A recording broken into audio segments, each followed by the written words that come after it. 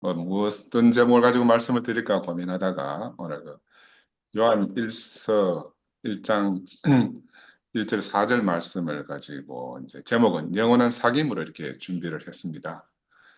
제가 먼저 성경 말씀 먼저 읽겠습니다. 태초부터 있는 생명의 말씀에 관하여는 우리가 들은 바요 눈으로 본 바요 자세히 보고 우리 손으로 만진 바라 이 생명이 나타내신 바 된지라. 이 영원한 생명을 우리가 보았고 증언하여 너희에게 전하노니 이는 아버지와 함께 계시다가 우리에게 나타나신 바 된 이시니라. 우리가 보고 들은 바를 너희에게 전함은 너희로 우리와 사귐이 있게 하려 함이니 우리의 사귐은 아버지와 그의 아들 예수 그리스도와 더불어 누림이라. 우리가 이것을 쓰면 우리의 기쁨이 충만하게 하려 함이라. 이 말씀을 보면서 정말 큰 마음의 은혜가 됐습니다. 2023년 올 한 해를 이렇게 돌이켜 보면 정말 세상 말로 이제 다 사단안했던 그런 한 해인 것 같습니다. 한 해 동안 정말 우리가 그리스도 예수 안에서 우리가 서로 깊은 사귐을 얻었지 않습니까? 예수 그리스도를 더 깊이 누렸고 또 기쁨으로 저희들이 충만한 한 해가 된 것 같아요. 이게 정말로 너무 어떻게 보면 역설적인 한 해가 된 것 같습니다. 겉으로는 너무너무 풍파도 많고 이랬지만 안으로는 우리가 정말 기쁨으로 충만한 그런 한 해를 보냈다 하는 생각이 들고 제가 목요일에 말씀드린 대로 우리 뜻대로 된 것이 하나도 없는 것 같은데 또 다른 한편에서는 우리가 이 안에서 정말로 깊은 사귐을 얻었습니다. 또 서로 건축이 되어 가지고 몸이 되고 하나님의 집으로 건축되어져 가는 그런 실제적인 경험을 우리가 하게 된 단체적으로 하게 된 그런 한 해가 됐다 이런 생각이 들었고요. 그래서 요한일서에 보면 요한 기자가 우리와 사귐이 있게 하려고 예수 그리스도와 더불어 누리게 하려고 우리의 기쁨이 충만하게 하려고 이 복음서를 쓴다 이렇게 하셨지 않습니까? 그죠? 저는 그래서 이제 한 해가 다 가는 이 송년 모임을 준비하면서 이 한 해 동안 참 부족한 저를 지지해주고 또 격려해주고 또 한편으로는 이렇게 사랑의 마음으로 질타해 주시는 많은 형제 자매들에게 이제 오늘 다시 한번 깊은 감사의 말씀을 드리고 싶습니다. 그동안 지나오면서 아무리 목적이 오라도 당장 힘들어 하시는 형제 자매들의 깊은 마음을 제가 다 헤아리지 못한 것 같아서 정말 죄송한 마음이 앞서고 목요일에도 말씀을 드렸지만 특별히 이제 안팎으로 복음 전하는데 우리 전 시간을 쓰고 있는 영식 형님 그 깊은 마음을 내가 다 헤아리지 못하고 여러모로 이제 불편을 드렸던 것 같아서 정말 죄송하고 이 시간을 빌어가지고 그래도 그렇게 힘들게 한 저를 이제 형님이 또 너그레 이해하고 용서해 주시고 또 감사의 말씀을 그래서 먼저 드립니다. 멀리 또 이제 세인트루이스 영미부터 가까이 우리 있는 김상도와 또 제 위로는 또 순덕 형님을 비롯해서 또 많은 연약한 지체들 모두가 제 곁에서 이 탄광불 속의 카나리아 같은 역할, 이 탄광불 속의 카나리아가 뭔지 아시죠?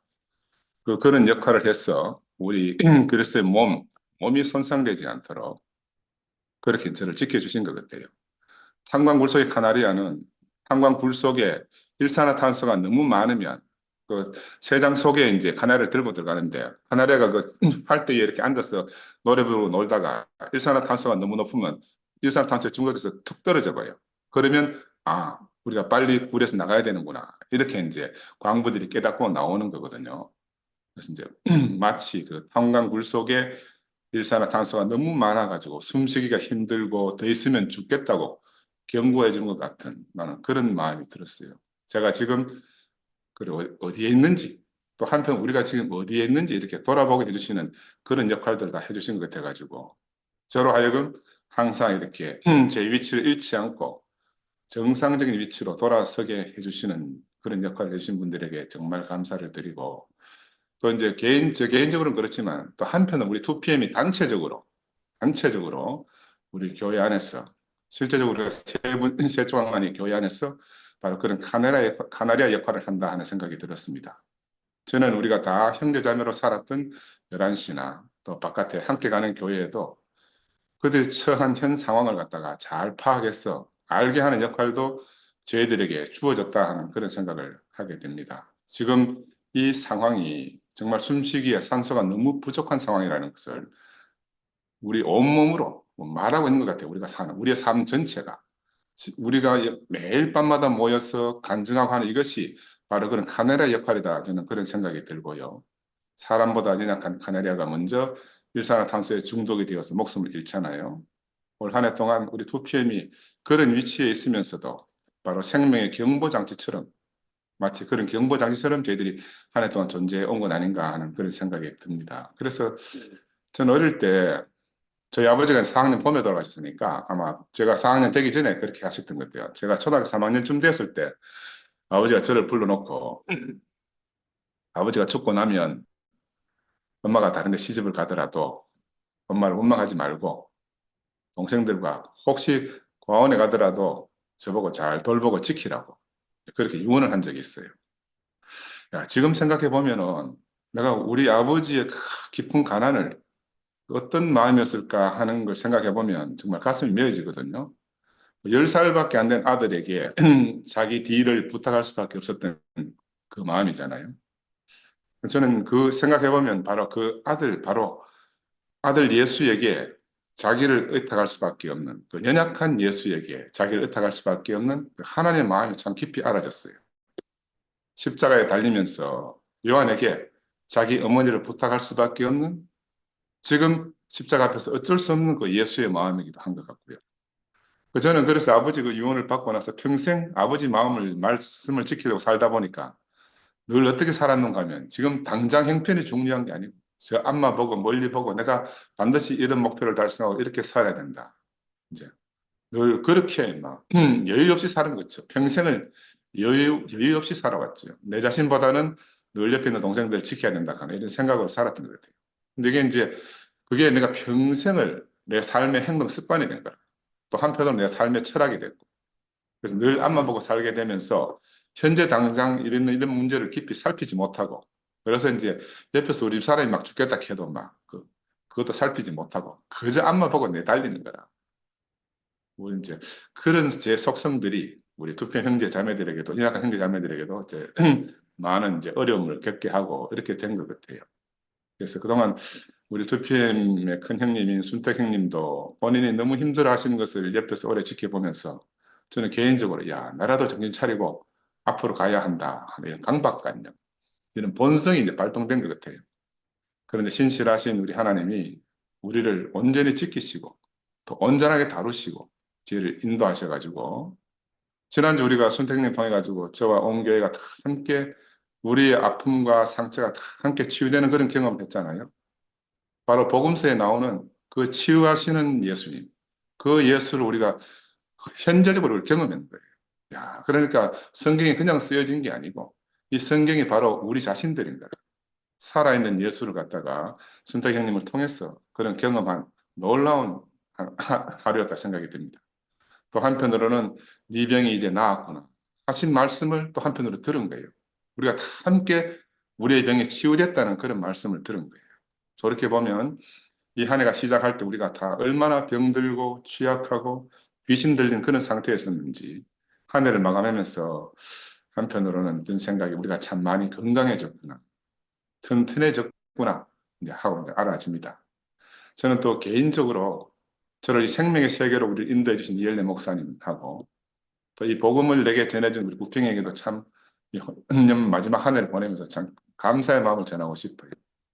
물에서 건져준 사람이 도둑이면 어떻고 강도면 어떻습니까? 그제?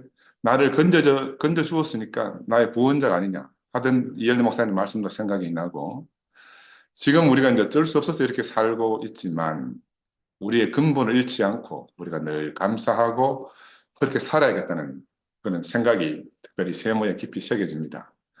그래서 우리에게 일어나는 여러 가지 불편한 일들은 다 몰라서 그런다 하고 보면 넘어갈 수가 있잖아요. 예수는 원래 이렇게 선악과에 상관없이 그런 분으로 생명에 관해서만 생명과만 가지고 우리에게 오신 거잖아요. 그 선악과 영역은 하나님의 영역이기 때문에 예수는 아예 거기에 관심이 없는 거라.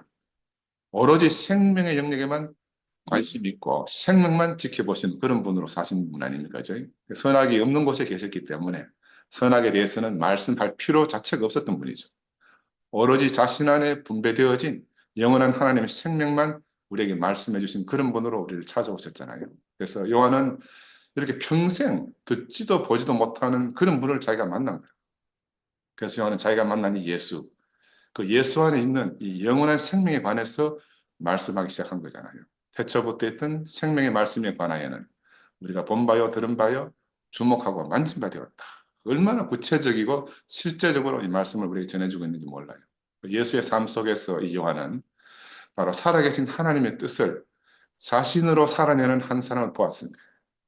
또한 그 하나님의 말씀이 예수 자신으로 선포되어지는 것을 들은 거예요. 그걸 들었다고 지금 오늘 우리에게 말하고 있는 거예요.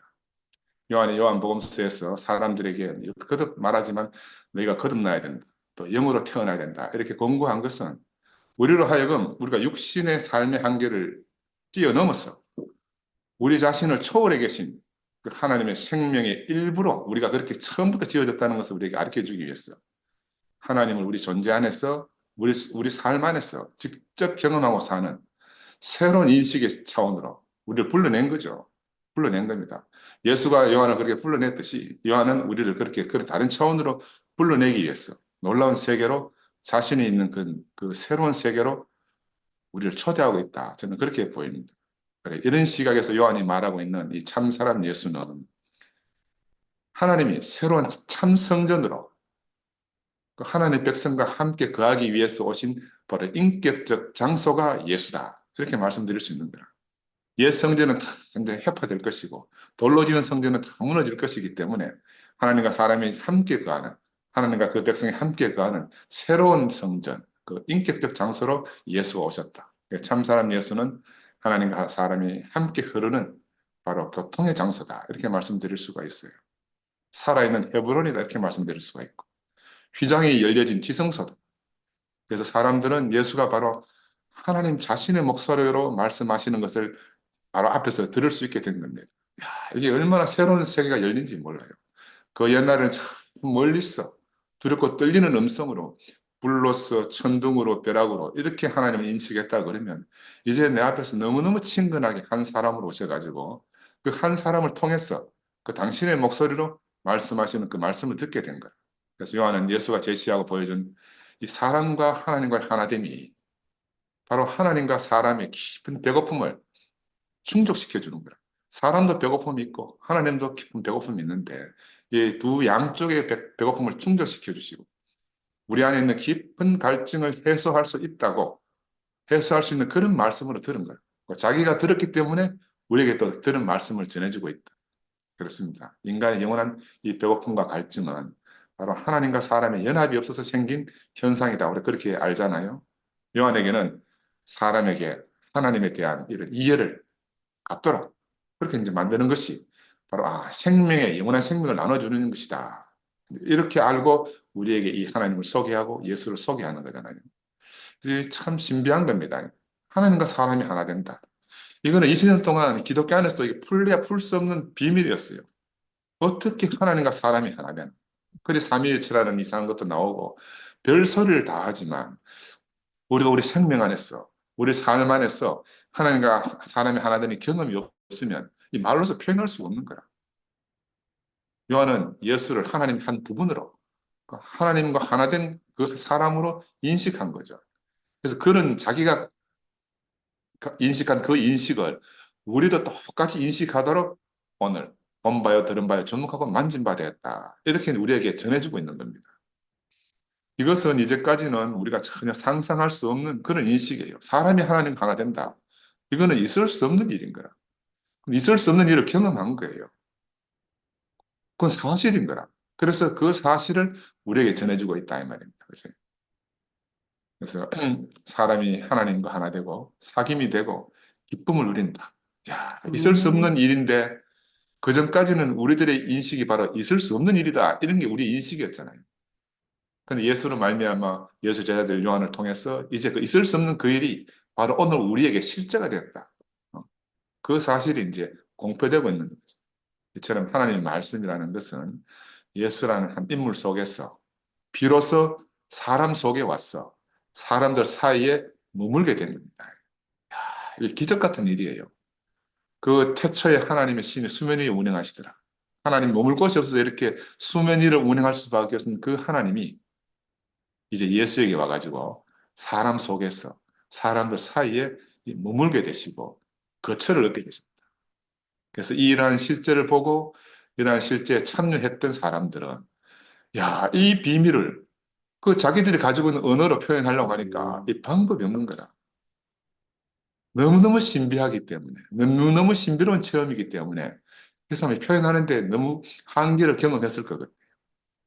그래서 요한은 이 한 사람, 하나님이 참 사람을 전하기 위해서 많은 환란을 겪었잖아요. 근데 그 환란 가운데서 꺾이지 않고 놀라운 희망을 안고 이 복음서를 써낸 겁니다. 우리도 지금 환란 가운데 있잖아요.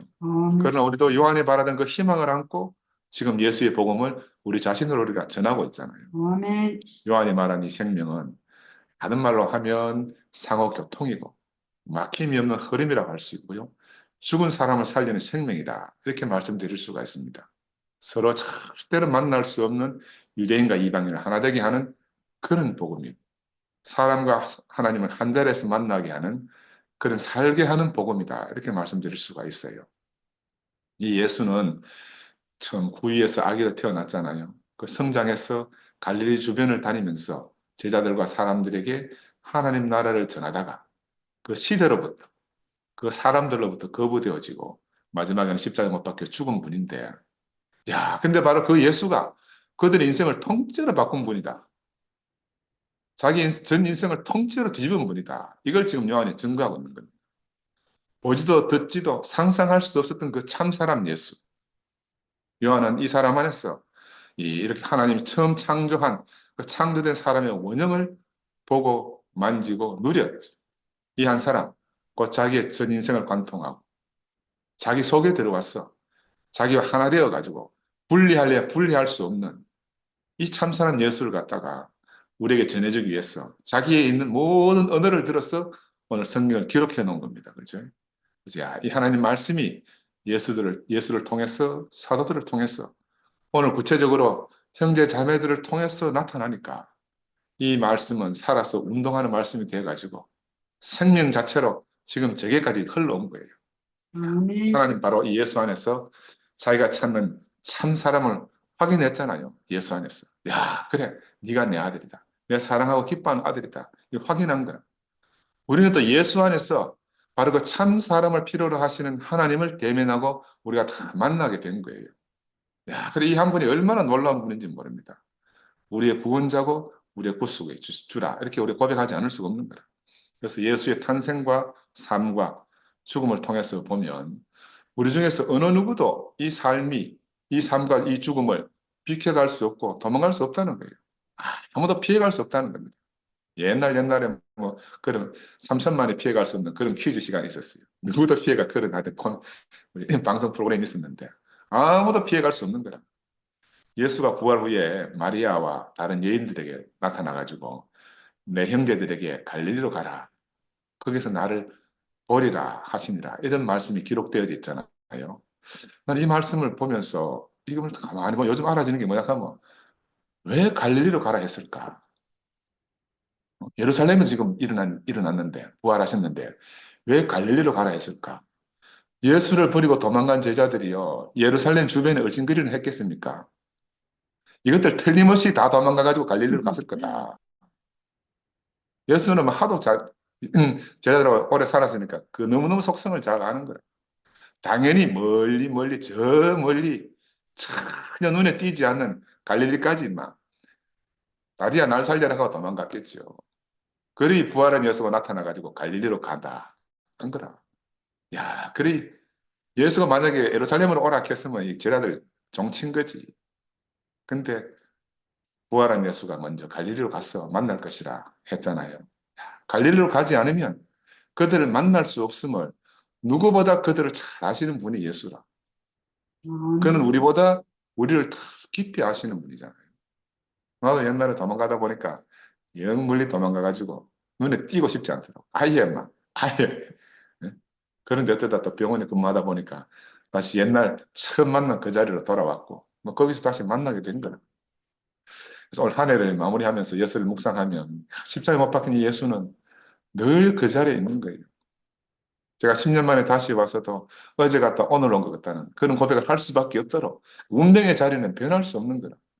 늘 현재적으로 우리 앞에, 우리 안에 계신 거예요.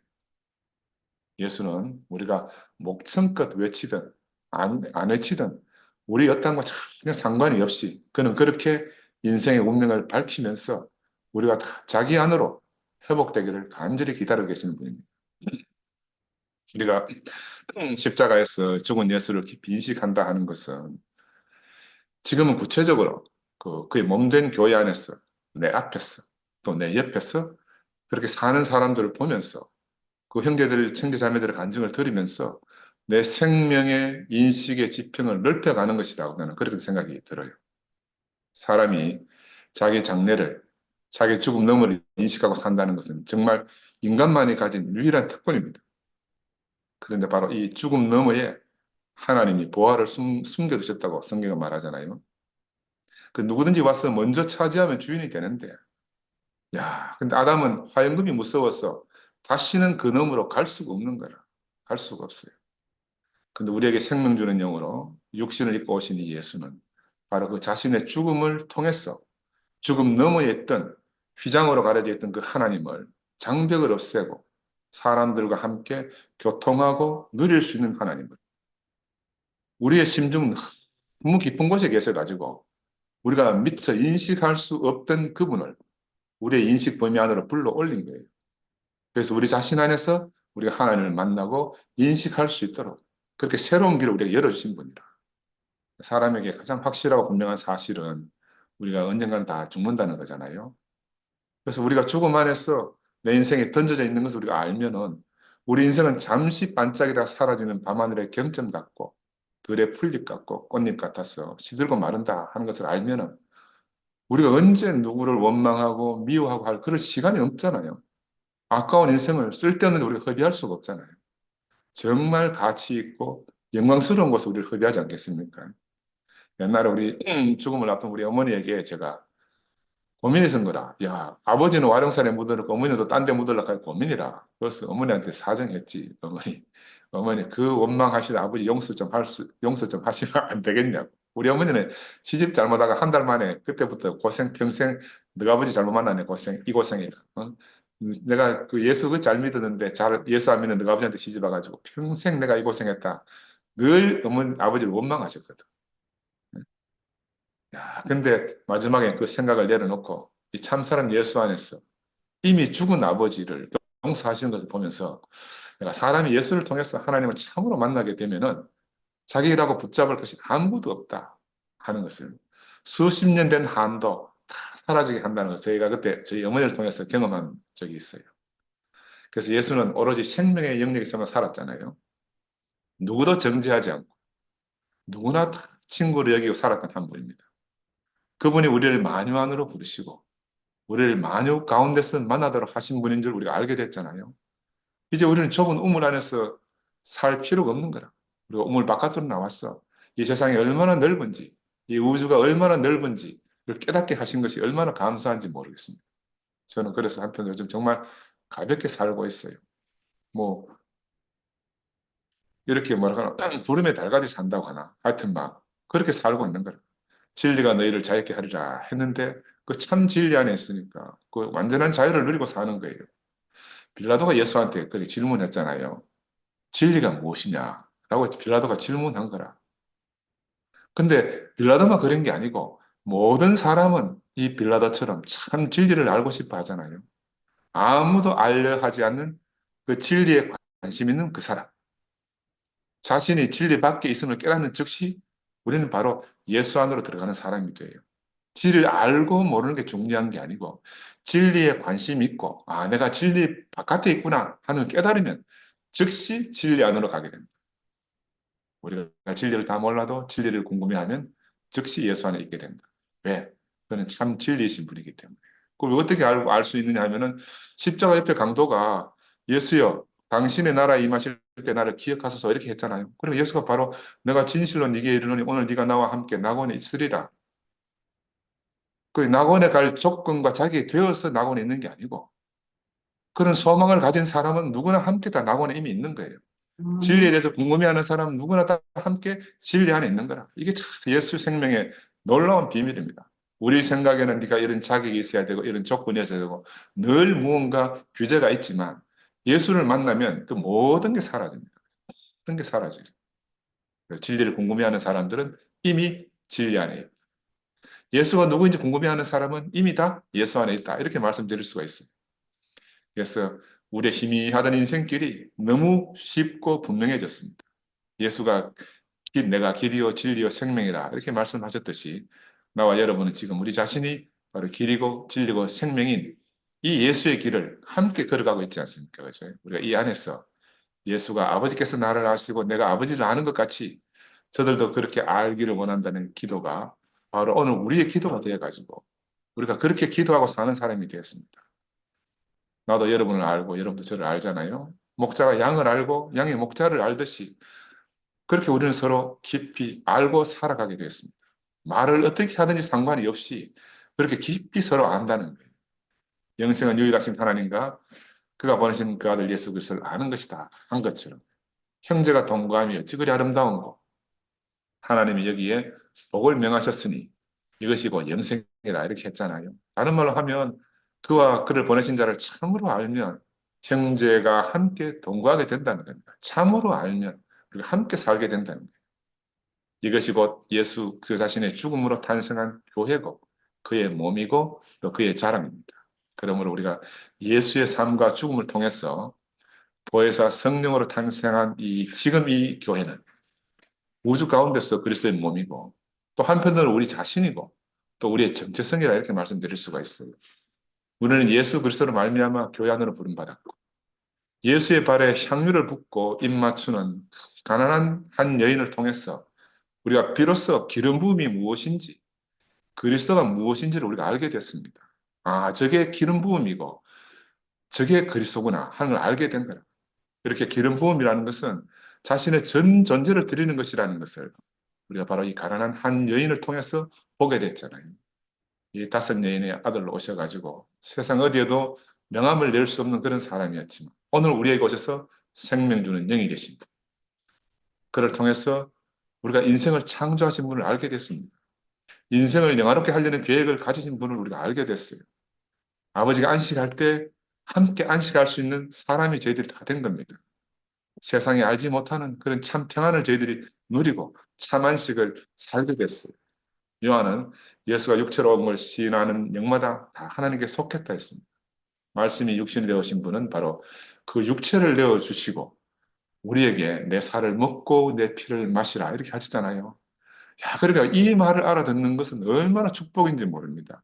하마터면 우리도 저가 누구기에 제 살을 먹고 피를 마시라 하나 할 뻔했지 않습니까? 그렇죠? 우리가 이 비밀을 몰랐으면 우리도 그렇게 말할 수밖에 없을 거예요. 네 손을 옆구리에 넣어보라. 그러나 보지 않고 믿는 자는 복되다 하신 분을 우리가 만난 겁니다. 그래서 십자가에 못 박힌 사람, 예수의 죽음은 육체를 가진 사람으로서 너무 당연한 죽음이고 그는 처음부터 우리가 한 운명이었으며 우리도 예수처럼 사는 것이 너무너무 당연한 거예요. 우리와 예수가 다르다는 것은 우리 안에 어떤 선악과로 인한 것이니까 우리가 생명의 세계로 옮겨지기만 하면 그와 내가 하나인 것이 너무 당연하잖아요. 외치지 않아도 당연히 하나잖아요. 그죠? 외쳐야 하나고 외치지 않으면 하나가 아니다. 이것처럼 속은 게 없어요.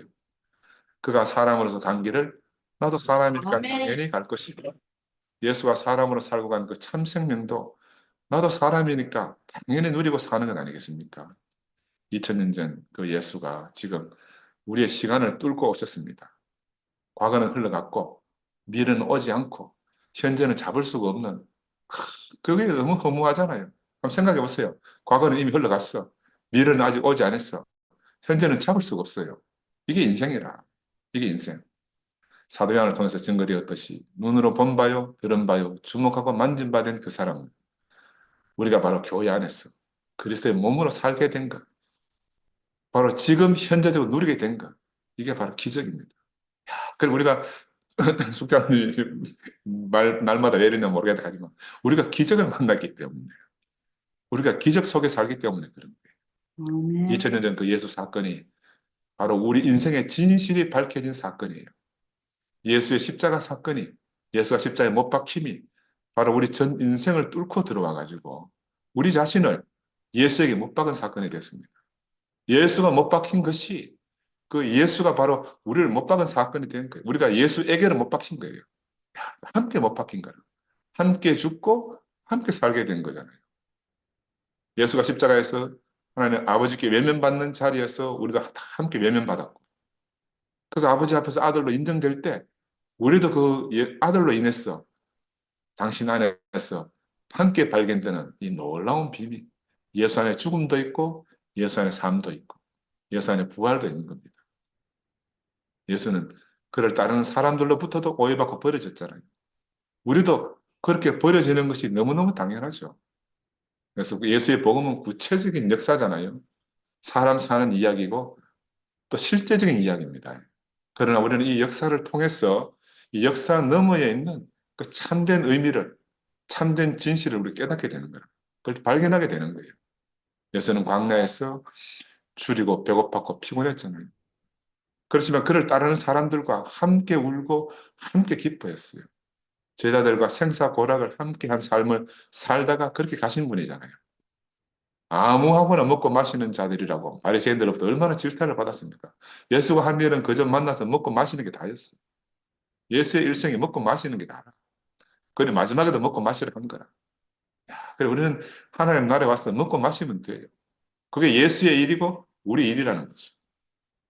저, 유명한 생물학자 에른스트 해켈이라는 사람이 뭐라고 말했는가 하면은 생명 발생은 계통 발생을 되풀이한다는 유명한 말을 했어요.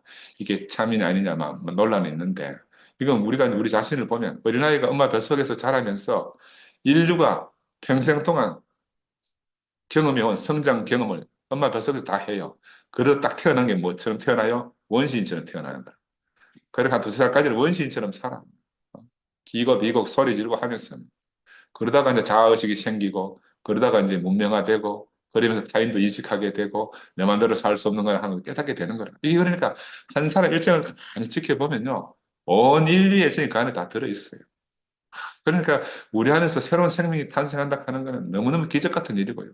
그 한 사람이 탄생하는 게 온 우주가 새로 창조되는 거예요.